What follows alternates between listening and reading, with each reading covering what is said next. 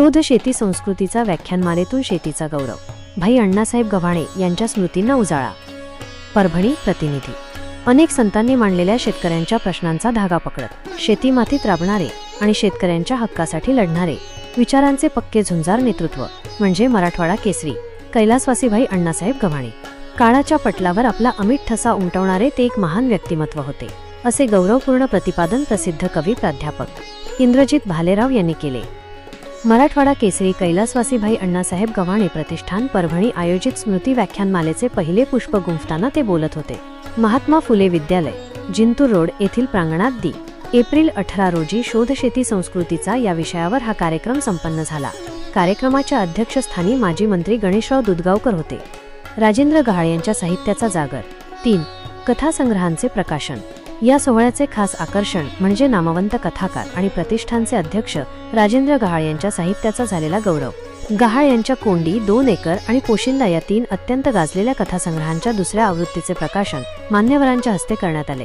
पुणे येथील प्रतिमा पब्लिकेशन्सचे डॉक्टर दीपक चांदणे यांनी ही पुस्तके प्रकाशित केली आहेत. राजेंद्र गहाळ यांनी आपल्या लेखणीतून ग्रामीण जीवनाचे, शेतकऱ्यांच्या व्यथांचे आणि मातीतील संघर्षाचे जे वास्तव चित्रण केले आहे ते कौतुकास्पद आहे.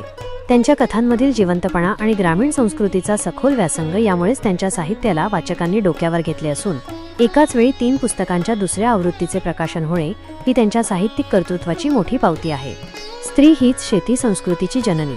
व्याख्यानात बोलताना भालेराव म्हणाले की वेदांच्याही पूर्वीपासून शेतीचा शोध लागला असून स्त्री हीच या संस्कृतीची खरी जननी आहे. पेरून खाण्याची संस्कृती स्त्रीनेच सुरू केली.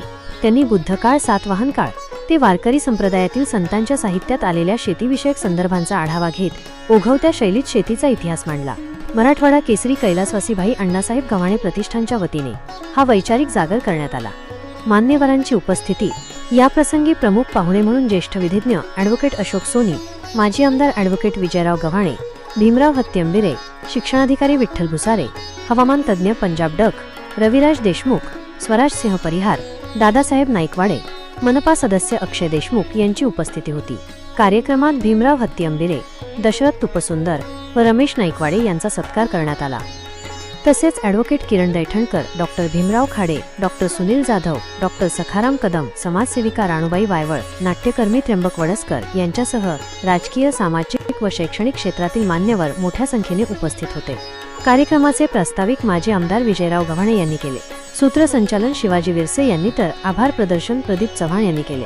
कार्यक्रमाच्या यशस्वीतेसाठी राष्ट्रवादी काँग्रेसचे जिल्हाध्यक्ष अजयराव गव्हाणे, प्राचार्य तुळशीराम वानरे, विलास चट्टे, सौ. गीतांजलीताई गव्हाणे, लखनसिंह जाधव व महात्मा फुले शिक्षण संस्थेच्या कर्मचाऱ्यांनी परिश्रम घेतले.